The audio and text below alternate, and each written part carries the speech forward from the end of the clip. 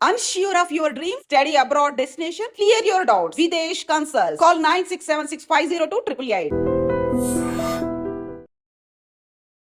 గతంలో pink pong సూర్య అంటే మాకు తెలుసు, చాలా పెద్ద సినిమాల్లో మంచి మంచి క్యారెక్టర్స్ పడ్డాయి. అండ్ ఇప్పుడు ఎలాంటి ప్రాజెక్టులు వస్తున్నాయి సార్? జాట్లో ఒక 10 మెంబర్స్ ఉంటారు, అందులో one of the member. Okay, dialogues ఏమి అంత పెద్దగా లేకపోయినా కానీ ఆ క్యారెక్టర్ ఫౌజీలో ప్రభాస్ గారే రికమెండ్ చేశారంట, మీకు నిజమేనా? అవునండి. అంటే ఫౌజీ అండి అన్నని కలిశాను రాజ్యసభ అప్పుడు. ఓకే, ఏదైనా మన రాజమౌళి గారు కానీ అండ్ మదన్ గారు కానీ వీళ్ళందరూ కూడా మీకు పిలిచే అవకాశాలు ఇచ్చారు. ఇప్పుడు సూర్యాని పిలిచి అవకాశాలు ఇచ్చే మేకర్స్ ఎవరంటే ఏం చెప్తారు? డెఫినెట్గా ఈ క్యారెక్టర్ ఇది సూర్యకి బాగుంటుంది అంటే ఇప్పటికీ డెఫినెట్గా పిలిచి ఇస్తారు. నేను చేసిన క్యారెక్టర్స్ గతంలో కూడా. మీరు గతంలో రాజమౌళి గారి గురించి చాలాసార్లు మాట్లాడారు. ఆ డీపీ చూస్తుంటే ఏదో ఒక డైరెక్టర్ ఒక యాక్టర్ ఫోటో తీసుకున్నట్లేదు, ఒక తండ్రి దగ్గర కొడుకు కూర్చొని ఫోటో తీసుకున్నట్టు ఉంది. నిజంగానే నాకు తల్లి తండ్రి గురువు దయ రాజమౌళి సార్. ఎందుకంటే ఆయనతో పరిచయం ఎలా అయింది, ఆ బాండింగ్ ఎలా ఉంటుంది? చిరంజీవి సార్ వచ్చిందని నన్ను సెలెక్ట్ చేశారు. రసూల్ క్యారెక్టర్కి అబ్బాయి బాగుంటాడు అది దాన్ని. తర్వాత బాలకృష్ణ గారు అంటే చాలా సీరియస్ గా ఉంది. లేదండి లేదు, నేను 1 వీక్ ముందు ఇప్పుడు అఖండ 2 జరుగుతుంది అన్నపూర్ణలో. సూర్య ఒకప్పుడు పెద్ద సినిమాల్లో కనిపించేవాడు.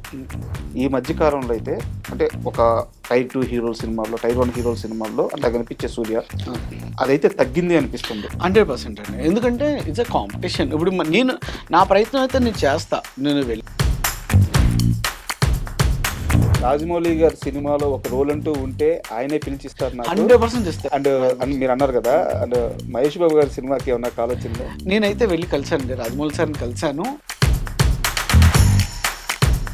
ఆ సోషల్ మీడియాలో మీకంటూ ఒక ప్లాట్ఫామ్ క్రియేట్ చేసుకోవడానికి కారణం ఏంటి? నిజంగా మీరు అన్నట్టు బెట్టింగ్ యాప్ నాకు కూడా వచ్చింది. ఇలాగా ఒక గేమ్ని ప్రమోట్ చేయమని చెప్పి వచ్చింది. చాలా మీడియా హౌస్లో ప్రభాస్ గారి ఆరోగ్యం బాగలేదు, ఆయన వేరే హాస్పిటల్లో పెట్టున్నారు, ఇలాంటి ఒక పుకార్లు అయితే పుట్టించారు. అండ్ ఫేక్ అండి, అండ్ ఫేక్. అదే వాడు. Hi, welcome to iDream. Cine ఇండస్ట్రీలో కొంతమంది నటులు ఉంటారు, వాళ్ళకి సినిమా తప్ప వేరే లోకం తెలియదు, సినిమా తప్ప వేరే వ్యాపకమూ తెలియదు. అలాంటి నటుడే పింక్ పాంగ్ సూర్య. ఆ నలుగురు సై, జై చిరంజీవ, బాహుబలి లాంటి పెద్ద సినిమాల్లో యాక్ట్ చేసి ఆ సినిమా ద్వారానే కావాల్సినంత పేరు ప్రఖ్యాతులు సంపాదించి ఆ సినీ ప్రయాణంలోనే కొన్ని ఇబ్బందులను ఎదుర్కొని ఇప్పటికీ సినిమా తప్ప మరో మార్గం తనకంటూ లేదని చెప్తున్న పింక్ పాంగ్ సూర్య మనతో ఉన్నారు. ఆయన అడిగి మరిన్ని విశేషాలు తెలుసుకుందాం. Hi sir. హలో అండి. హాయ్. ముందుగా ఐ డ్రీమ్ వ్యూవర్స్ అందరికి కూడా నమస్తే అండి. Thank you sir. ఎలా ఉన్నారు sir? I'm good, super. And ఇప్పుడు మీ జర్నీ ఎలా ఉంది సార్? అంటే గతంలో పింక్ పాంగ్ సూర్య అంటే మాకు తెలుసు, చాలా పెద్ద సినిమాల్లో మంచి మంచి క్యారెక్టర్స్ పడ్డాయి. తర్వాత కాలంలో కొంత ఇబ్బందులు బట్ దాటి మళ్ళీ మీ సినీ ప్రయాణం కంటిన్యూ చేస్తున్నారు. అండ్ ఇప్పుడు ఎలాంటి ప్రాజెక్టులు వస్తున్నాయి సార్? ఇప్పుడు మంచి ప్రాజెక్ట్స్ చేస్తున్నాయండి. ఇప్పుడు జాట్లో ఒక 10 మెంబర్స్ ఉంటారు, అందులో one of the member. Okay, dialogues ఏమి అంత పెద్దగా లేకపోయినా కానీ క్యారెక్టర్ అంటే రిప్రజెంటేటివ్గా ఉండే ఒక ఊరికి సంబంధించింది జాట్. ఓకే, అవును. నాకు నెక్స్ట్ April 10th రిలీజ్ అవుతుంది. గోపి మల్లేన్ సార్ది, అవును, బాలీవుడ్ సినిమా. చాలా బాగుంటుంది అండి. అందులో ఒక 10 మెంబర్స్ది ఎపిసోడ్ ఒకటి ఉంటుంది, అది బాగుంటుంది. నెక్స్ట్ ఇప్పుడు నా ప్రాణం అని ఒక సినిమా చేస్తున్నాను, ప్లస్ పాన్ ఇండియా అని ఒక సినిమా చేస్తున్నాను. సినిమా పేరే పాన్ ఇండియా, వైజాగ్లో జరుగుతుంది. అలాగే ఇంకో కొత్త ఒక 2 ప్రాజెక్ట్స్ చేస్తున్నాను. మేబీ ఈ ఫౌజీలో నెక్స్ట్ మంత్ అన్నారు అను సార్, విలేజ్లో గెటప్ ఉంటుంది సూర్య అన్నారు. సో అదొకటి ఉంటుందండి. ఇంకా వెబ్ సిరీస్ ఒకటి మిస్టర్ ఆనంద్ అని వెబ్ సిరీస్ జరుగుతుంది. సో అలా కొన్ని ప్రాజెక్ట్స్, వెబ్ సిరీస్ ఇలాగా కొంచెం ప్రజెంట్ అయితే I'm so very happy. Super బిజీగానే ఉన్నారు. రామ్ బజరంగి అని రాజ్ తరుణ్ ప్లస్ సందీప్ మాధవ్ కలిసి ఒక ప్రాజెక్ట్ చేస్తున్నారు. అందులో కూడా రాజ్ తరుణ్ పక్కన ఒక ఫ్రెండ్ క్యారెక్టర్, మంచి క్యారెక్టర్ ఒకటి చేస్తున్నారు. అండ్ ఫౌజీ అన్నారు కాబట్టి అడుగుతున్నాను, ఆ క్యారెక్టర్ ఫౌజీలో ప్రభాస్ గారే రికమెండ్ చేశారంట, మీకు నిజమేనా? అవునండి. అంటే ఫౌజీ అండి అన్నని కలిశాను రాజ్యసభ అప్పుడు. ఏదైనా మన దాంట్లో చేద్దుగంటారా చెప్తాను నేను అని చెప్పారు. సో అలాగా ఫౌజీలో అన్న చెప్పడం జరిగింది. అండ్ ఒకప్పుడు పింక్ పాంగ్ సూర్య కంటే తనని గుర్తు చేసుకొని పిలిచి మరీ అవకాశాలు ఇచ్చే కొంతమంది ఉండేవాళ్ళు, పెద్ద పెద్దవాళ్ళు. రాజమౌళి గారు కానీ, అండ్ మదన్ గారు కానీ ఆయన మీరు చేసిన ఆ నలుగురు సినిమా చంద్రసిద్ధార్థ్ గారు గాని, చంద్రసిద్ధార్థ్ వీళ్ళందరూ కూడా మీకు పిలిచి అవకాశాలు ఇచ్చారు, మీరు అలాగే ఎదిగారు కూడా. అండ్ ఇప్పుడు సూర్యాని పిలిచి అవకాశాలు ఇచ్చే మేకర్స్ ఎవరంటే ఏం చెప్తారు? లేదండి, అంటే అప్డేట్ కొత్త కొత్త వాళ్ళు వస్తున్నారు. మ్యాట్ 2 కానీ, అంటే ఎప్పుడు కూడా నేను కూడా ఒకప్పుడు అలా వచ్చినవాడిని, కొత్తగా వచ్చినవాడిని. డెఫినెట్గా ఈ క్యారెక్టర్ ఇది సూర్యకి బాగుంటుందంటే ఇప్పటికీ డెఫినెట్గా పిలిచి ఇస్తారు. I'm so very happy. ఎందుకంటే నేను చేసిన క్యారెక్టర్స్ గతంలో కూడా మంచి క్యారెక్టర్స్ మీరు ఇప్పుడు చెప్పినట్టు సై, ఆ నలుగురు, జయ చిరంజీవ, కంత్రి, ఉల్లాసంగా ఉత్సాహంగా, బాహుబలి. సో ఇలాంటి అంటే ఒక మంచి రోల్స్ రావడం అన్నది డైరెక్టర్స్ నన్ను నమ్మి ఇవ్వడం అన్నది నా అదృష్టం. నేను ఎప్పుడు కూడా వాళ్ళకి రుణపడి ఉంటాను డైరెక్టర్స్కి. అంటే ఆ క్యారెక్టరైజేషన్ ఒక ఆర్టిస్ట్ ఇది బాగా పర్ఫామ్ చేయగలడు నన్ను నమ్మి ఇచ్చినందుకు నేను ఎప్పటికీ వాళ్ళకి రుణపడి ఉంటాను. సో ఇప్పుడు ఈ ట్రెండ్ ఏమవుతుందంటే ప్రతిదీ కూడా కొత్తగా వస్తున్నారు మళ్ళీ, అంటే జనరేషన్ మారిపోయింది, అప్డేట్ జస్ట్. సో ఈ అప్డేట్ టైంలో కూడా నాకు మళ్ళీ పిలిచి క్యారెక్టర్స్ ఇస్తున్నారంటే ఐఎమ్ సో వెరీ హ్యాపీ అసలు. సో అలాగే ఇప్పుడు ఎవరు చేసినా ఈ క్యారెక్టర్కి సూర్య సరిపోతాడు అనుకుంటే డెఫినెట్లీ నాకు కాల్ చేస్తారు, నేను వెళ్ళి అప్రోచ్ అవుతాను. డెఫినెట్గా ఏది బాగున్నా అది ఎలాంటి క్యారెక్టర్ అయినా సరే I'm ready to do. And ఇది జనరల్గా అందరిని అడిగే క్వశ్చన్, మిమ్మల్ని కూడా అడుగుతున్నాను. ఇండస్ట్రీలో అవకాశాలు రావాలంటే ప్రాసెస్ ఏం సార్? మనం మేకర్స్కి టచ్లో ఉండాలా? ఆ రోల్ మందైతే అదే ఎత్తుక్కుంటూ వస్తుంది? లేదండి, ఆ రోల్ మందైతే వెతుక్కుంటూ వస్తుంది ఇవన్నీ కాదండి. ఎందుకంటే ఇప్పుడు చాలా రికమెండేషన్స్ అయిపోయినాయి. ఇప్పుడు ప్రొడ్యూసర్స్ తరఫు నుంచి రికమెండేషన్స్ ఉంటారు, డైరెక్టర్ తరఫు నుంచి రికమెండేషన్స్ ఉంటారు. So manager, co director, everything. అంటే ఒక క్యారెక్టర్ ఉందంటే ఇది వరకు ఒక క్యారెక్టర్కి 4 కాంపిటీషన్ ఉంటే ఇప్పుడు 40 మంది కాంపిటీషన్ ఉన్నారు. సో ఆ కాంపిటీషన్లోంచి ఆ క్యారెక్టర్ మనం చేసి అది ఎడిటింగ్లో కట్ అవ్వకుండా థియేటర్లోకి వచ్చి ప్రజెంట్ అవడం అనేది ఇట్స్ టాస్క్. చాలా అలా మారిపోయింది. సో అలాంటిది మనం డెఫినెట్గా టచ్లో ఉండాలి, వెళ్తూ ఉండాలి, కలుస్తూ ఉండాలి. అప్పుడు ఇప్పుడు సినిమా ముందు వెళ్ళాం అనుకోండి, డైరెక్టర్ అంటారు అరే ఇంకా టైం ఉందిరా, చాలా టైం ఉంది, నేను చెప్తానులే సూర్య అంటారు. అదే సినిమా స్టార్ట్ అయింది, అరే ముందు వస్తే బాగుండేది కదరా, రే అసలు ముందు వచ్చి ఉంటే ఆ క్యారెక్టర్ నీకే చెప్పాను. సో ఇలాగా ఇట్స్ అ టైమ్. అంటే మనం వాళ్ళకి టచ్లో ఉండే ఎందుకంటే ఒక మనిషికి, ఒక డైరెక్టర్కి లాట్ ఆఫ్ క్యారెక్టర్స్ ఉండొచ్చు, అన్ని 24 క్రాఫ్ట్స్ మీద వర్క్, బిజీగా ఉంటారు, మైండ్ థింగ్ అంతా. ఆ క్యారెక్టర్ అంటే మనకే ఇవ్వాలి అని స్పెసిఫిక్గా ఉంటే డెఫినెట్గా పిలిచిస్తారు. ఒకవేళ ఆ టైంలో ఐడియా రాకపోతే మనం ఈ క్యారెక్టర్ సో ఎవరు వచ్చినా సరే అందులోంచి బెస్ట్ తీసుకుని వాళ్ళకి ఇస్తారు. సో అంటే ఇది మనకి ఇస్తారు, ఇది మనకి రాలేదు అన్న నేను ఎప్పుడూ బాధపడలేదు. మన దాకా వచ్చింది, మనకి ఇచ్చింది మనది, మనం ప్రూవ్ చేసుకోవాలి, దట్స్ ఆల్. అండ్ ఇందాక మీరు అన్నట్టు ఇప్పుడు కొత్త జనరేషన్ అయితే వస్తున్నారు, అండ్ మీరు ఆల్రెడీ ఆ ఫేజ్ దాటేసి సక్సెస్ఫుల్గా బయటకు వచ్చేసారు. ఇప్పుడు మీ క్యారెక్టరైజేషన్స్ కానీ మీకు వచ్చే రోల్స్ కానీ వేరున్నాయి. అండ్ వాళ్ళ కాంపిటీషన్ని తట్టుకొని మీరు ఇప్పుడు సర్వైవ్ అవ్వాలంటే మీరు అడిషనల్గా అడాప్ట్ చేసుకున్న స్కిల్స్ ఏంటి? ఏమండి కొత్త పాత అనేది ఏం లేదు, ఐఎమ్ న్యూ బార్న్. మళ్ళీ ఇప్పుడు జనరేషన్ మారిందంటే మళ్ళీ నేను కొత్తగా ప్రజెంట్ అవుతున్నట్టే. సో అంటే ఆ యాక్టింగ్ అన్నది లాట్ ఆఫ్ చేంజెస్ వస్తున్నాయి. సో మనం ఒరిజినల్ గుడ్డు 5000 యూనిట్స్ కొనుక్కునే సిచ్యువేషన్కి తీసుకొచ్చారు సినిమాని. అంటే యుగాంతం అయిపోయి ఒక కల్కి లాంటి సినిమాలో అంటే సో లాట్ ఆఫ్ అంతా జనరేషన్ మారిపోయింది. సో అలాంటి సిచ్యువేషన్లో ఇప్పుడు మన క్యారెక్టర్ ఇస్తే మనం ఎలా చేయాలి కొత్త వాళ్ళతో, ఆ ఫీల్ ఎప్పుడు నేను ఆలోచిస్తాను అంతే తప్ప ఏదో మనం ఎప్పుడో వచ్చాము, సక్సెస్ అయిపోయాము, నెక్స్ట్ ఇంకో ఫేజ్ వస్తుంది, ఆ ఫేజ్ని ఎలా ఎదుర్కోవాలని అదే ఉండదు. I'm new. ఇప్పుడు ప్రతి క్యారెక్టర్ కొత్తగానే ఉండదు. ఇప్పుడు హీరో ఫ్రెండ్ క్యారెక్టర్ 10 సినిమాల్లో చేసినా ఆ క్యారెక్టరైజేషన్ వేరుగా ఉంటుంది. సో ఆ ట్రెండ్లో ఇప్పుడు ఏ క్యారెక్టరైజేషన్ ఉంది, ఏం ఫాలో అవ్వాలన్నది నేను ఆలోచిస్తాను, దట్స్ ఆల్. అంతే తప్ప ఎప్పుడు వచ్చాము, సక్సెస్ అయిపోయామో, ఫెయిల్యూర్ అయ్యామా, ఇవన్నీ నాట్. అసలు నిన్నటిది మనకి అవసరం లేదు, రేపటి ఏంటో అన్నది మనకు తెలియదు. జస్ట్ స్టిల్ నౌ ప్రజెంట్ మనం ఏం చేయగలుగుతున్నాం అన్నది నేను 100% దానికి వాల్యూ ఇస్తాను. అండ్ సూర్య అంటే ఆల్రెడీ అందరికీ తెలిసిన పర్సన్, ఇండస్ట్రీకి కొత్త కాదు, ఆడియన్స్కి కొత్త కాదు. కాకపోతే మీ లైఫ్లో ఒక కొంత చిన్న ఫేజ్ అయితే, ఒక సమస్య అయితే నడిచింది. అది జరిగిపోయిన ప్రస్తావన కాబట్టి నేను దాన్ని ప్రస్తావించట్లేదు. అది అయిపోయిన తరువాత మీరు ఇండస్ట్రీలో మళ్ళీ అవకాశాల కోసం వెళ్ళినప్పుడు ఎవరన్నా దూరం పెట్టడం కానీ, తెలిసిన వాళ్ళైనా సరే మాట్లాడకుండా పక్కకి వెళ్ళిపోవడం కానీ ఇలాంటివి జరిగింది? లేదు. అంటే వాళ్ళ దూరం పెడతారో లేదో తెలియదు అని నాకే అన్కంఫర్టబుల్గా అనిపించింది. అరే ఏమనుకుంటారో ఏంటో అనేది. తర్వాత అరే ఏమనుకోవడానికి మనం ఏదైనా తప్పు చేస్తే ఏదైనా అనుకోవచ్చు, నిజంగా మనం డేర్ టు ఎదురుగుండా ఫేస్ చేసిందే కదా అని చెప్పి నేను అందరినీ అప్రోచ్ అవుతున్నాను. ఎవరి దగ్గర కూడా అలాంటి ఏం ఫీలింగ్ నాకు ఎప్పుడు చూపించలేదు. ఎందుకంటే నేనంటే ఏంటో తెలుసు. ఇప్పుడు మనకు సినిమా తప్ప వేరేది ఏం తెలియదు. నేను ఎక్కడో పుట్టాం, ఎక్కడో పెరిగాం, ఎక్కడో ఉంటున్నాం, ఎక్కడో తింటున్నాం. సో పోయేది మాత్రం సినిమా ఇండస్ట్రీలోనే, అదైతే కన్ఫామ్. ఎందుకంటే ఇప్పుడు ఎక్కడో రాజమండ్రిలో పుట్టి ఎక్కడో చదువుకొని మళ్ళీ ఇక్కడికి వచ్చి ఇండస్ట్రీలో సెటిల్ అయ్యి మళ్ళీ ఎక్కడికి వెళ్తామో ఏంటో అన్నది వేరే థాట్ అయితే లేదు. పోయేదైతే మాత్రం ఖచ్చితంగా కన్ఫామ్ ఇండస్ట్రీలోనే, సినిమా సినిమా సినిమా అంతే. అండ్ ఒక చిన్న క్వశ్చన్ సార్, ఒక సీరియస్ క్వశ్చనే. ఇప్పుడు మీరు అన్నారు కాబట్టి అడుగుతున్నాను. ఏదైతే ఒక హత్య కేసులో మీ పైన ఆరోపణలు వచ్చినాయో, అది ఆరోపణలు వచ్చినాయి, మీరు లీగల్గా ఫేస్ చేశారు, మీ ప్రమేయం ఎంత మాత్రం లేదని చెప్పి మిమ్మల్ని కనీసం మీకు నోటీసులు ఇచ్చారు కానీ అరెస్ట్ కూడా చేయలేదు. మీరు బయటకు వచ్చేసారు దాని నుంచి, కోర్టు ద్వారానే బయటకు వచ్చేసారు, మీకు ఎలాంటి ప్రమేయం లేదు.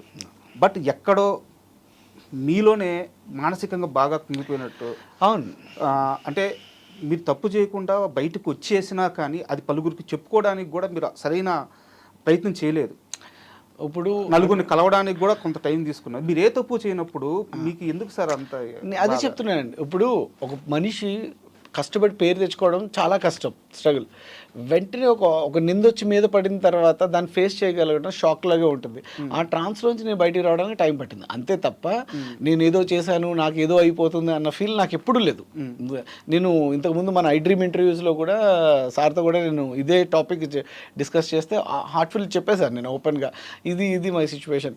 అంటే ఎంతో కష్టపడి మన ఊర్లో మీరు అన్నారు ఏదో చిన్నప్పటి నుంచి పారిపోయి వచ్చి 7th క్లాస్లో మళ్ళీ మినిమం అన్నా చదువుకుని రావాలని చెప్పి ఆ 10th ఫినిష్ చేసి ఇంటర్ జాయిన్ అయ్యి డిస్కంటిన్యూ చేసి మళ్ళీ ఇండస్ట్రీకి వచ్చి మనం ఇంత ఇండస్ట్రీ తప్ప వేరేది ఏం లేదు. అంటే హీరో ఇలా అయిపోవాలని కాదు, చిరంజీవి గారిని, ప్రభుదేవ గారిని వీళ్ళందరినీ ఇన్స్పిరేషన్గా తీసుకుని అరే మనం కూడా డాన్స్ బాగా చేయాలి, యాక్టింగ్ బాగా చేయాలి, అందరూ మనల్ని మెచ్చుకోవాలి, ప్రతి ఒక్కరికి ఆర్టిస్ట్కి ఉంటుంది అది. సో అలా అంత కష్టపడి ఎదిగిన తర్వాత టక్మని మనకు సంబంధం లేని ఒక నిందొచ్చి మన మీద పడితే హౌ టు ఫేస్ ఇట్, ఎలా ఫేస్ చేయాలి, నేను ఏం చేయాలి, అరే దాన్ని ప్రూవ్ చేసుకోవడానికి నాకు టైం పడుతుంది టక్మని. ఇప్పుడు ఒక మంచోడు ఒక దొంగ పక్కన మంచోడు ఉన్నా సరే వాడిని కూడా తీసుకెళ్ళి దొంగే అంటారు. దాన్ని దొంగ దొంగ దొంగ అని 10 సార్లు చూపించేసరికి ఆడియన్స్ కూడా ఏమవుతారు, ఈడు దొంగే ఇంకా అంతే.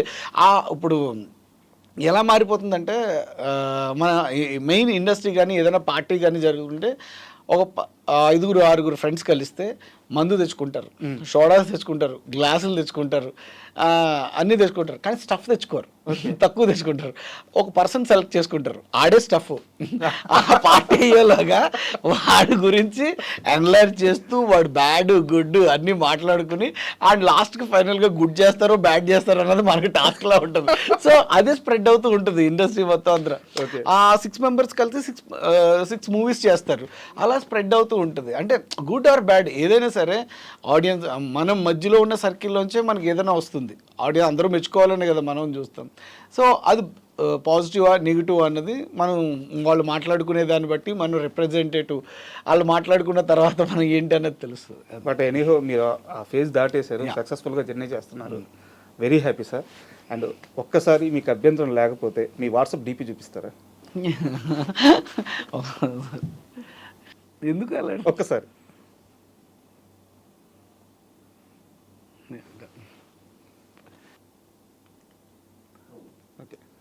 Okay sir. అంటే ఎందుకు అడిగానంటే మీరు గతంలో రాజమౌళి గారి గురించి చాలాసార్లు మాట్లాడారు. మీ డీపీ చూసుకుంటే ఇప్పుడు ఆ డీపీ చూస్తుంటే ఏదో ఒక డైరెక్టర్ ఒక యాక్టర్ ఫోటో తీసుకున్నట్లేదు, ఒక తండ్రి దగ్గర కొడుకు కూర్చొని ఫోటో తీసుకున్నట్టు ఉంది. నిజంగానే నాకు తల్లి తండ్రి గురువు దైవం రాజమౌళి సార్. ఎందుకంటే మనకి ఆకలితో ఉన్నప్పుడు అన్నం పెట్టిన వాళ్ళు మాత్రం దేవుడితో సమానం మనకి. తర్వాత మనకు ఆకలి తీరిన తర్వాత అంటే చాలామంది మంచి క్యారెక్టర్, ఎందుకంటే అలాంటి డైరెక్టర్స్ లేకపోతే నేను లేను ఇప్పటికీ కూడా. ఓ చంద్ర సిద్ధార్థ గారు, కరుణాకరణ్ గారు, మెహర్ రమేష్ అన్న, అందరూ నాకు సినిమాలు ఇచ్చిన ప్రతి ఒక్కరు కూడా నాకు చాలా బాగా చూసుకున్నారు. కానీ నాకు యాక్టింగే రాదు, అసలు ఏమీ తెలియదు. అలాంటి టైంలో సై అనే సినిమా నన్ను నమ్మి అరే వీడు బాగున్నాడు, వీడు బాగా చేస్తాడు అని నన్ను నమ్మి నన్ను తీసుకున్నందుకు నేను ఎప్పటికీ రాజమౌళి సార్కి రుణపడి ఉంటాను. ఎందుకంటే నా మదర్ ఫాదరు మనల్ని పుట్టించి మనల్ని కని ఇది చేశారు, కానీ ఒక గురువు మాత్రం మనల్ని ప్రయోజకులు చేస్తారు. ఏమీ రానప్పుడు అంటే వీడు బాగున్నాడు, వీడు మనం తయారు చేయొచ్చు అని చెప్పి నన్ను 2 months ట్రైనింగ్ ఇచ్చి డైలాగ్ ఇచ్చి క్యారెక్టరైజేషన్ ఇచ్చి ఆయన తర్వాత నేను ఇన్ని సినిమాలు చేయడానికి ఒక సై అనే ఒక సినిమా చాలా కారణం. అది ఎప్పుడు మనం ఎక్కిన మెట్లు ఎప్పుడు మర్చిపోకూడదు, అన్నం పెట్టిన వాళ్ళని ఎప్పుడు మర్చిపోకూడదు. అంటే ఢిల్లీకి రాజైనా సరే తల్లికి కొడుకే, అలాగా రాజమౌళి సార్ ఆస్కార్ తీసుకున్న ఏం చేసినా సరే నాకు మాత్రం గురువు. తండ్రి తల్లి నిజంగా ఆ ఫీల్ నాకు ఎప్పుడు ఉంటుందండి. అది మనం ఏం చెప్పుకోకర్లేదు, మన హార్ట్లో ఉంటే చాలు. అదే అంటే ఇప్పుడు మీ డీప్ అయితే ఎవరు చూడరు కదా, పెట్టుకోవాల్సిన అవసరం లేదు. అవును, అదే ఒకరికి మనం చెప్పుకోకర్లేదు, అది మన హార్ట్లో మనకు ఉంటే చాలు ఇప్పటికీ. అండ్ మీరు నూనాంగ్ నచ్చే సినిమా చూసారా? అవునండి, నూనె దాంట్లో వెంకటేష్ ప్రకాష్ రాజ్ దగ్గరికి వెళ్ళినప్పుడు ఏమొచ్చాను అడుగుతాడు, ఈత వచ్చింది ఏదొచ్చా అంటారు. సేమ్ అదే సీన్ మీరు రాజమౌళి గారి దగ్గర క్రియేట్ చేశారు. అవునండి, అంటే ఏమొచ్చు అంటే చెస్ వచ్చని చెప్పారంట. అంటే నిజంగా అంటే అది game, rugby game, fight game, అదే టగ్ ఆఫర్ గేమ్ అని మనకు తెలియదు. మనకు యోచ్ అంటే అరే ఇంత పెద్ద ఆయన అడిగారు. నేను అప్పటికే Rajamouli sir fan, Simhadri cinema release తర్వాత నేను ఆయన ఫ్యాన్ అయిపోయా. అసలు అంత బాగుంటుంది ఇంటర్వెల్ బ్లాక్ బ్యాంక్ చూసిన తర్వాత. So Rama madam, Rajamouli sir వచ్చారు, అందరూ సెలక్షన్స్ మాట, అందరూ జిమ్ బాడీ, హైట్ 6 feet అయి ఉన్నారు. అక్కడ కుమార్ అని ఒక అసోసియేట్ డైరెక్టర్ అన్న ఉండేవారు. అన్న ఉంటే అన్న చెప్పాను, అలా అన్న తప్పన అని ఒక సినిమా ఇంకా అంటే ఫస్ట్ రిలీజ్ అయిన మధ్యలోంచి వచ్చామన్నా, సార్ ఇలా ఇంటర్వ్యూస్ పెడుతున్నారు అని చెప్పి వచ్చామన్నా అంటే, సరే అయితే నేను పంపిస్తాను రాగానే మీరు కూర్చోండి అని చెప్పి నన్ను ఇంకో ఫ్రెండ్ని కూర్చోబెట్టారు. ఇంట్లో సారు రమా మేడం ఇద్దరు కలిసి వచ్చారు. లోపలికి వెళ్ళి కూర్చోగానే ఫస్ట్ మెంబర్ నేను. అన్న చెప్పన్నా ఒకసారి, ఆయన చూసినట్టే నాకు ఎక్సైట్మెంట్, అన్న నేను కలుస్తానన్నా కలుస్తా అంటే సరే అయితే వెళ్ళి కలవమన్నారు. కలిసా మేడం సార్ ఇద్దరు కూర్చున్నారు. కూర్చున్న తర్వాత ఇందుకే ఎక్కడ చదువుకున్నావు ఏంటి అంటే రాజమండ్రి సార్ ఇలా అని చెప్పాను. అవునా అన్న యాక్టింగ్ వచ్చాయి అన్న, ఇప్పుడు ఆల్రెడీ చిన్న సినిమా ఒకటి చేస్తున్నాను సార్ అది చెప్తే, ఇందుకు మేడం అడిగారు స్పోర్ట్స్ అదే గేమ్స్ ఏమన్నా వచ్చా అంటే, మనకు కొంచెం ఆలోచించి మన అమ్మాయి కొంచెం మెచ్యూర్డ్ లెవెల్స్లో ఇంటెలెక్చువల్ గేమ్ ఏదైనా చెప్పాలని చెప్పి చెస్ నిజంగానే చెస్ వచ్చి సార్ అన్నాను. నవ్వుతూ ఉన్నారు అసలు, ఏంటి నవ్వుతున్నారు నాకేం అర్థం కాదు. అలా కాదు, రన్నింగ్ కానీ క్రికెట్, స్పోర్ట్, బాస్కెట్బాల్ ఇలాంటి స్పోర్ట్స్ గేమ్ ఏమన్నా కొంచెం రన్నింగ్ చేసే ఏమన్నా వచ్చంటే, స్కూల్లో ఫస్ట్ నేనే అండి రన్నింగ్లో. సో అది చాలా ప్లస్ అయింది. ఇలాగ రన్నింగ్లో ఫస్ట్ మేడం అది ఇది అని చెప్తే అవునా అని చెప్పి అప్పుడు నేమ్ రాసుకున్నారు. మరి స్కూల్ చదవకుండా వచ్చేస్తా అన్నారు మీరు ఇండస్ట్రీకి. 7వ క్లాస్లో 2 రూపాయలు జేబులో పెట్టుకొని వచ్చేసారు. ఇప్పుడు ఆ స్కూల్లో చదవడం వల్ల కదా, రన్నింగ్ రావడం వల్ల కదా ఉపయోగపడింది. అంటే చిత్రం మనకు తెలియదు కదా. సో నిజంగా అలాగా రన్నింగ్ చాలా ప్లస్ అయింది. So Rajamouli sir Rama madam select చేయడం, ఆ సై మూవీలో అంత మంచి రోల్ నాకు ఇవ్వడం అనేది నిజంగా నాకు గిఫ్ట్ లైఫ్లో. అండ్ మీరు ఏ గురువు గారి దగ్గర అయితే మీ జర్నీ స్టార్ట్ చేశారో, ఆ గురువు గారు ఇప్పుడు వరల్డ్ సినిమాకి ఒక ఐకాన్. ఎస్, సో చాలా గర్వంగా ఉంది అసలు ఆయన ఎదిగే స్థాయి, ఆ రేంజ్ని చూస్తుంటే ఎలా అనిపిస్తుంది. అండ్ ఆ ఫ్యామిలీ బాండింగ్ అంటే వాళ్ళందరూ కూడా ఫ్యామిలీ కూడా ఒక సినిమా మొత్తాన్ని కలిసి వాళ్ళ ఫ్యామిలీ చేస్తారు. వాళ్ళ రిలేషన్ ఎలా ఉంటుంది రాజమౌళి గారి? నాకు ఎప్పుడు చూసినా సరే అరే ఈ ఫ్యామిలీలో నేను ఎందుకు పుట్టలేదా అన్న ఒక ఫీలింగ్ అయితే ఉంటుందండి. ఎందుకంటే వెరీ నైస్. ఇప్పుడు ఉమ్మడి కుటుంబాలు అనేవి లేవు ఎక్కడ కూడా, మనం రేర్ అంతరించిపోయింది. సో రాజమౌళి సార్ ఫ్యామిలీ ఎలా ఉంటుందంటే, ఒక సండే వస్తే అందరూ అందరూ కలుస్తారు, అందరూ చాలా హ్యాపీగా మాట్లాడుకుంటారు. మళ్ళీ మండే ఎవరు జాబ్స్కి వాళ్ళు, ఆ సండే అన్నది సినిమా గురించి ఎవరు టాపిక్స్ మాట్లాడరు. అంటే హ్యాపీనెస్, అంటే వాళ్ళ పర్సనల్ విషయాలు అవి ఒక 15 ఒక ఫ్యామిలీస్ కలుస్తాయి. కలిసి 15 అక్కడ చుట్టుపక్కల ఉన్న ఫ్యామిలీస్ వాళ్ళు అందరూ కలిసి చాలా బాగా సెలబ్రేట్ చేసుకుంటారు. అలాంటి హెల్తీ ఫ్యామిలీని నేను ఇప్పుడు దాకా చూడలేదు. అంటే చెప్పుకునేవారు ఊర్లో ఇలా ఉమ్మడి కుటుంబాలు ఉండేవి, చాలా పెద్ద కుటుంబాలు అవి ఇవని. కానీ నేను ఫస్ట్ టైం చూసిందంటే రాజమౌళి సార్ వాళ్ళ ఫ్యామిలీని చూశాను. ఎందుకు బర్త్డే టైంలో రాజమౌళి సార్ ఇంటికి వెళ్తే వల్లి మేడం వాళ్ళ ఇంటికాడ ఉన్నారు, హాల్లో ఇలా పడుకుని ఉన్నారు. కిరవాణి సార్ ఒక కూర్చుని బెంచ్ మీద కూర్చుని మాట్లాడుతున్నారు. చుట్టూ ఒక 15 members పిల్లలు వాళ్ళు వీళ్ళు అందరూ ఆయనతో రాజమౌళి సార్తో పడుకుని ఉన్నారు. అసలు నాకు ఎలా ఉంటుంది షాక్, రాజమౌళి సార్ కింద పడుకుని అందరితో మాట్లాడుతుంటే ఎంత హ్యాపీ ఫీల్ అనిపించిందంటే, చాలామంది బయట తెలియని వాళ్ళు చాలా ఊహించుకుంటారు, అలా ఉంటారు ఇలా ఉంటారు. It's a very simple. Okay, ఆ సింపుల్సిటీ అన్నది చాలా అంటే హార్ట్ఫుల్గా ఉంటారు అంతే. మనం ఏదన్నా చాలా బిస్కెట్లు చాలా నవ్వుతుంటారు, మనం ఏమన్నా పొగిడినా కానీ అర్థమైపోద్ది ఓహో ఈడేదో అంత సరదాగా ఉంటారు, అంత బాగుంటారు. సూపర్. అండ్ ఆ నలుగురు సినిమా అంటే ప్రతి యాక్టర్ కూడా తన మొత్తం ఎంటైర్ కెరీర్లో అలాంటి ఒక సినిమా పడితే అలాంటి ఒక రోల్ పడితే బాగుంటుందని చెప్పి అందరూ పరితపిస్తుంటారు. మీకు కెరీర్ స్టార్టింగ్లోనే పడిపోయింది. అవునండి, నిజంగా నాకు కూడా తెలియదు అప్పుడు నేను చేసేటప్పుడు కూడా. నెవర్ అంటే ఒక సినిమా ఎఫెక్ట్ ఇంత ఉంటుంది, ఆడియన్స్లో ఇంత రిప్రజెంటేటివ్ చేసి ఒక క్యారెక్టర్ని ఎనలైజ్ చేసి చూస్తారు అన్నది ఆ నలుగురు తర్వాత నాకు బాగా తెలిసింది. ఎందుకంటే చంద్ర సిద్ధార్థ గారు గ్రేట్ గోస్ట్ అంటే ఆయన అసలు మాట్లాడరు ఎక్కువ, ఓన్లీ పర్ఫార్మెన్సెస్ కానీ ఇది కానీ మాత్రం చాలా డీప్గా అబ్జర్వ్ చేస్తారు, తక్కువ మాట్లాడతారు. ఇప్పుడు వెరీ స్మైలీ అంటే ఆయన ఈయన దగ్గర ఎలా చేయాలి, ఈ క్యారెక్టర్ ఏం చేయాలి అన్నది అసలు నాకు చాలా ఫస్ట్. ఎందుకంటే బాడీ లాంగ్వేజ్ అంతా సైలో పింగ్ పాంగ్ క్యారెక్టర్. అవును. సో అది చాలా హైపర్ ఉంటుంది, ఇది అంతా కొంచెం సెటిల్డ్ ఉంటుంది.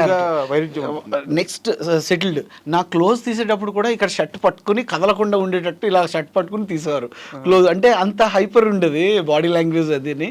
సో అలా చంద్ర సిద్ధార్థ గారు చాలా సపోర్ట్ చేశారు. అలాగే రాజేంద్ర ప్రసాద్ గారు అంటే క్యారెక్టర్ని ఎలాగ చేయాలన్నది ఒక మానిటర్ ఒక టేక్, ఒక మానిటర్ ఒక టేక్, అలాగా సినిమా మొత్తం కూడా 32 డేస్లో ఫినిష్ అయిపోయిందండి.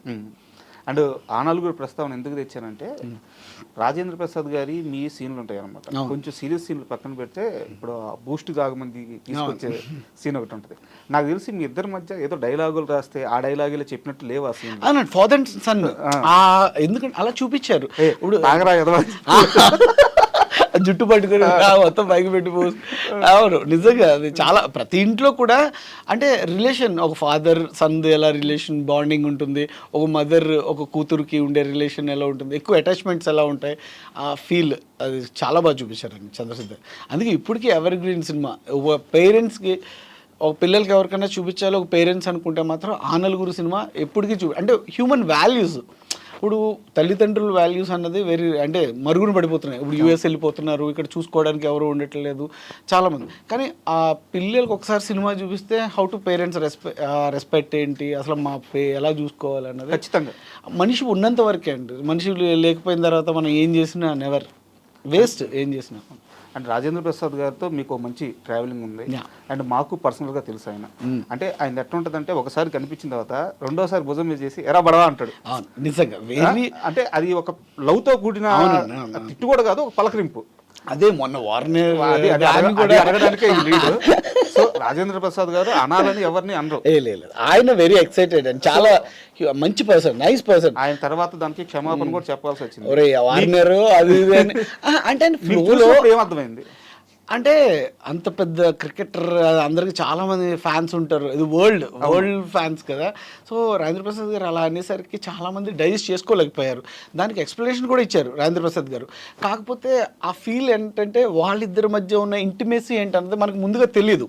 వాళ్ళు కూర్చొని మాట్లాడుకున్నది, ఆ లంచ్ డిన్నర్ కలిసి చేసి ఒక స్పెండ్ చేసిన ఆ 2 days తెలీదు.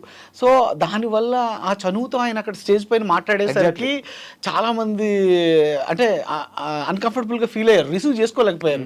తర్వాత దానికి అపాలజీ కూడా చెప్పారు ఆయన. నిజంగా అంటే ఆయనతో ఫ్రెండ్షిప్ ఎలా ఉంటుందంటే మన సొంతం అన్న ఒక ఫీల్ ఆ వేలో మాట్లాడేసరికి ఆ ఆడియన్స్కి ఏంటి తెలుగు రాదు కాబట్టి నిన్ను మాట్లాడినారు అది ఇది అని చెప్పి ఇలా కామెంట్ చేస్తారు. తర్వాత రియాక్ట్ అయ్యి తను ఒక రాజేంద్ర ప్రసాద్ సార్ ఒక వీడియో పెట్టారు. చాలా హ్యాపీ అది. ఎందుకంటే ఆ బాండింగ్ తెలియకున్నప్పుడు మనం టక్మని మాట్లాడేసరికి అర్థం కాదు. కానీ ఇద్దరు కూడా అదే రిలేషన్ మెయింటైన్ చేసేసరికి ఓకే అమ్మాయి అంటే అపాలజీ ఎప్పుడు కూడా రిలేషన్ చూపించిన తర్వాత మాట్లాడితే ఆ ఫీల్ వేరు, మాట్లాడిన తర్వాత ఈ రిలేషన్ చెప్పారు కాబట్టి ఓకే కూల్ ఎవ్రీథింగ్. అండ్ ఆ నలుగురికి సంబంధించి ఒక సీరియస్ క్వశ్చన్. అందులో హీరో రాజా గారితో మీకు మంచి సాన్నిధ్యం ఉంది, మంచి ట్రావెలింగ్ ఉంది ఇద్దరు మధ్య. అవును, నాన్నతో ఆల్మోస్ట్ నేను చాలా ట్రావెల్ చేశాను. రాజాని కూడా వెరీ నైస్ పర్సన్. అవును, బట్ రాజా గారు రీసెంట్గా ఒక స్టేట్మెంట్ ఇచ్చారు. సినిమాలు ఎలా చూస్తారు అసలు, మార్నింగ్ వెళ్ళిపోయి అసలు వేరే నిర్మాత నాకు కూడా చాలా మంది ఫార్వర్డ్ చేశారు, నేను కూడా చూశాను. అంటే ఇక్కడ క్వశ్చన్ ఏంటంటే సినిమా ఉండబట్టే రాజా అనే పర్సన్ అందరికి తెలిసారు. ఎగ్జాక్ట్లీ. ఇప్పుడు ఆయన పాత్ మారింది, ఓకే అది ఆయన చాయిస్, తప్పేం లేదు. బట్ పాత్ మార్చుకున్న తర్వాత సినిమాని తక్కువగా మాట్లాడకూడదు కదా, ఆ కామెంట్స్ ఎలా చూస్తారు?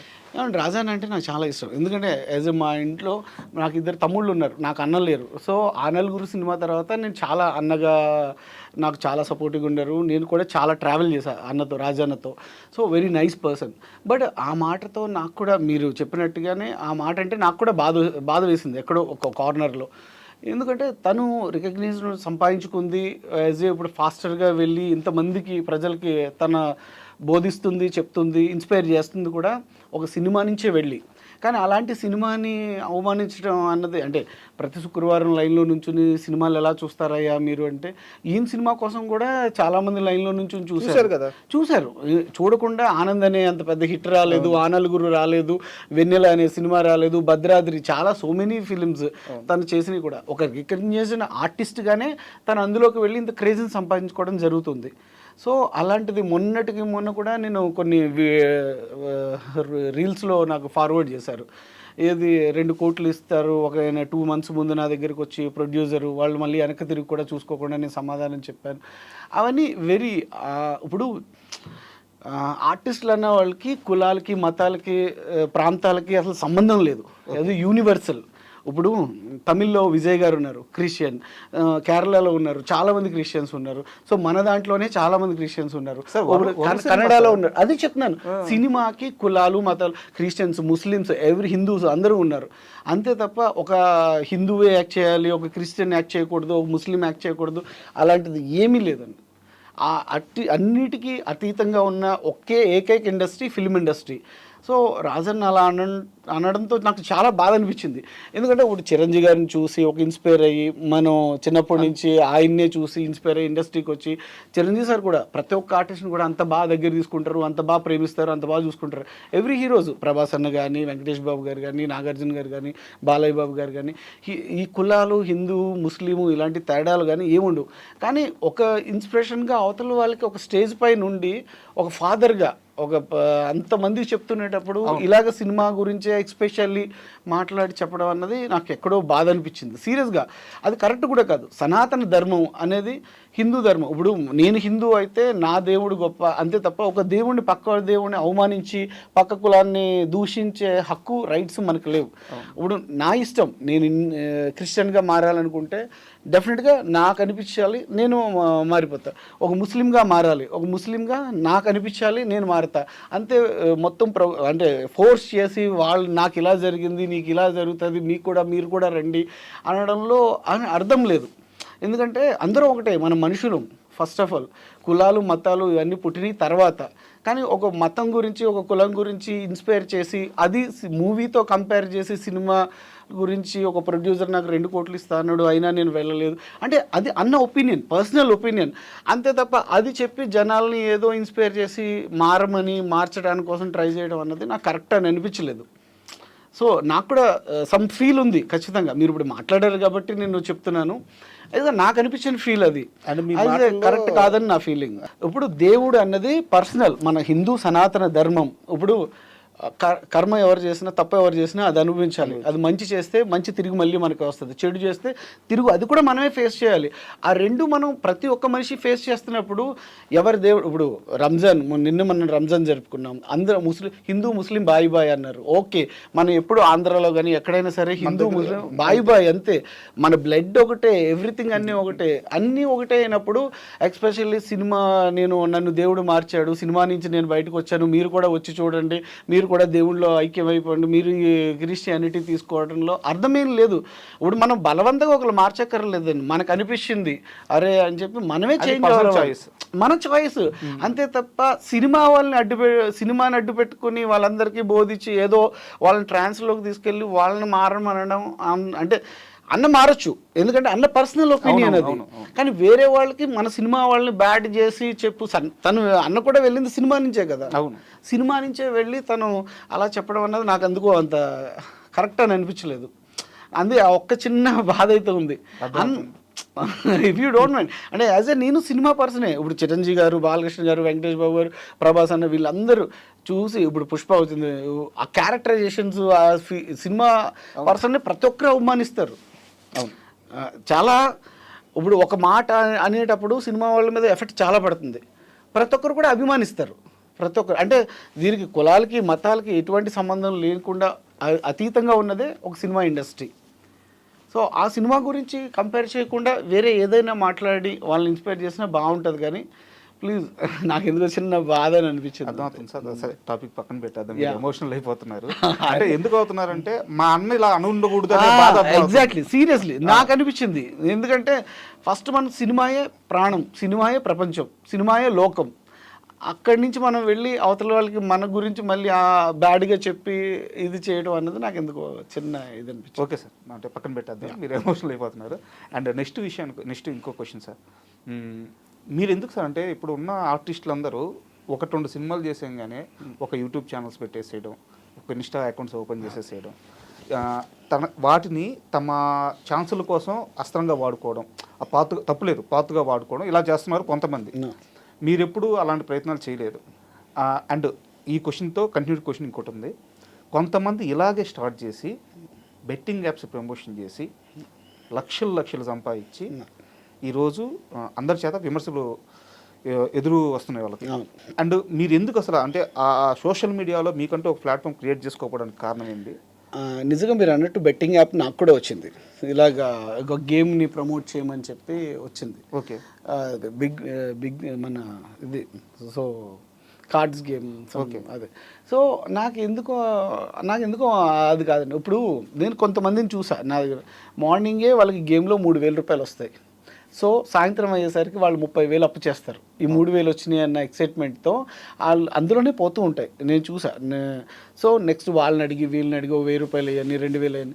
సో అలాగా సాయంత్రం అయ్యేసరికి వాళ్ళకి 30,000 అప్పు చేస్తున్నారు. సో అది ఎడిట్గా మారిపోతున్నారు. సో అలాంటి దానికి మనం చేసామనుకోండి, రేపు సొసైటీలో ఇప్పుడు అందులో మా బ్రదర్ ఉండొచ్చు, చిన్నాన్న ఉండొచ్చు, పెద్ద అందరూ పీపుల్ ఒక మంచి ఏదన్నా మనం చేసేదాన్ని అవతల వాళ్ళు అరే బాగుందని అది మనకే నచ్చినప్పుడు మనం ప్రమోట్ చేసి కొంతమంది జీవితాలకి మనం ఇది చేయకూడదు. ఫ్రీ మనీకి మనం ఎక్కువ ఎప్పుడైనా సరే డైవర్ట్ అయ్యామనుకోండి, మనం కష్టపడే మెంటాలిటీ చాలా తగ్గిపోతుంది.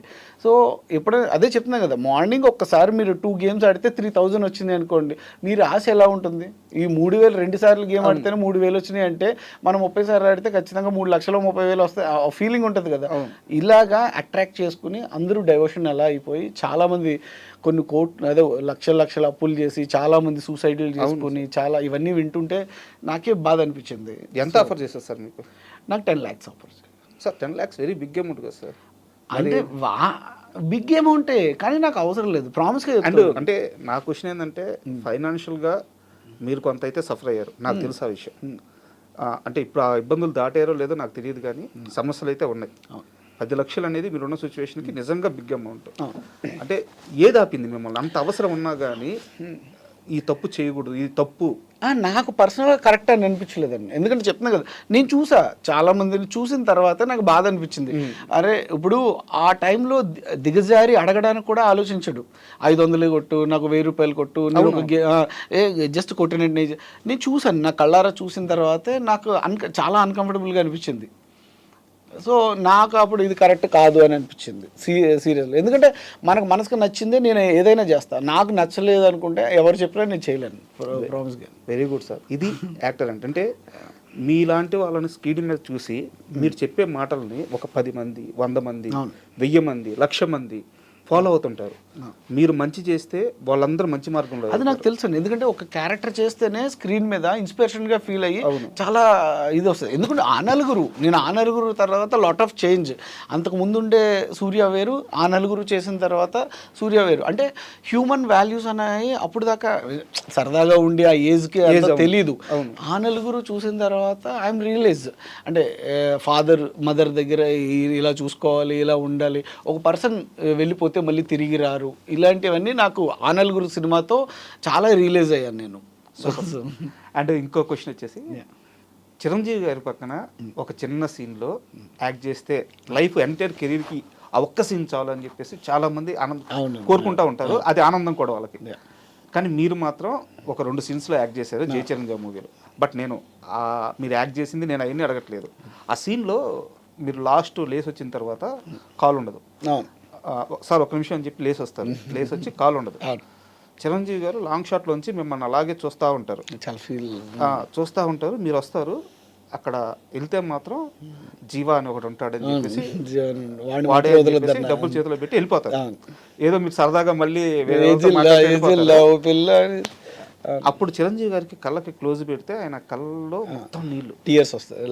అంటే అది ఎట్లా ఉంటుందంటే ఒక తమ్ముడికో తన బిడ్డకో ఒక ప్రమాదం జరిగితే ఆ తండ్రి పడే బాధ, అంటే అంటే నా వల్ల ఈడు ఇలా అయిపోయాడు ఒక ఇన్ఫర్మేషన్ చెప్పడం వల్ల అన్న ఒక ఫీల్ చాలా బాగా. అదేంటంటే సినిమాని మించి ఆ ఒక్క షాట్, అంటే మీ మధ్య మిమ్మల్ని ఆయన ఏదో ఓన్ చేసుకున్న ఆ ఫీల్ కనిపించింది. అవును నిజంగా. అంటే ఎలా ఉంటుంది సార్, అంటే ఆయనతో పరిచయం ఎలా అయింది, ఆ బాండింగ్ ఎలా ఉంటుంది? నాకు అంటే నా క్యారెక్టర్ చేయడానికి నలుగురు ఉన్నారు. అందులో చిరంజీవి సార్ వచ్చిన తర్వాత నన్ను సెలెక్ట్ చేశారు. రసూల్ క్యారెక్టర్కి అబ్బాయి బాగుంటాడు అది ఇదని. తర్వాత వేణుమాధవ్ అన్న, అంటే అంత బిఫోర్ ముందు మేము సై చేస్తున్నాం కదా, సైకి వేణుమాధవ్ అన్న నాకు తెలుసు. తర్వాత వేణుమాధవ్ అన్న చాలా సపోర్ట్ ఇచ్చారు.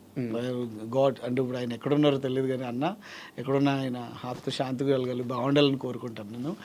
అంటే ఒక పర్సన్కి ఇంకో పర్సన్ సపోర్ట్ చేస్తే ఏమైనా చేయగలరు.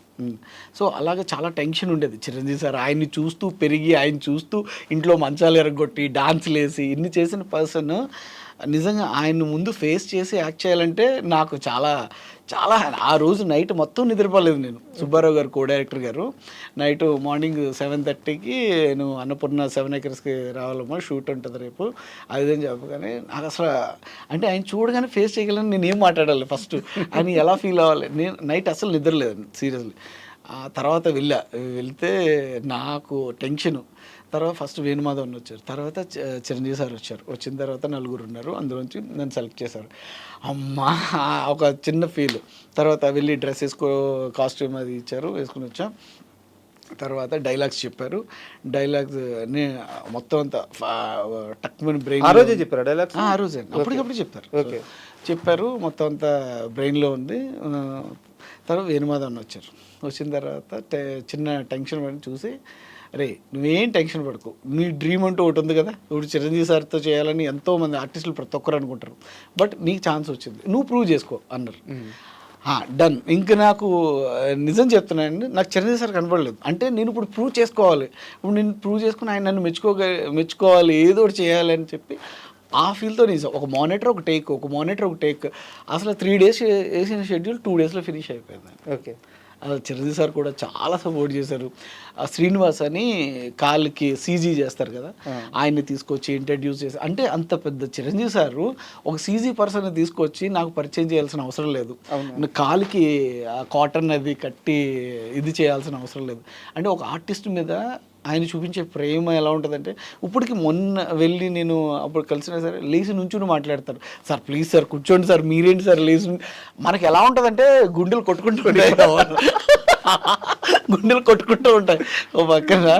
కానీ అంత ప్రేమగా చూడటం అన్నది అవతల తట్టుకోలేరు. అందుకే this the number 1 megastar Chiranjeevi sir. Super అండి.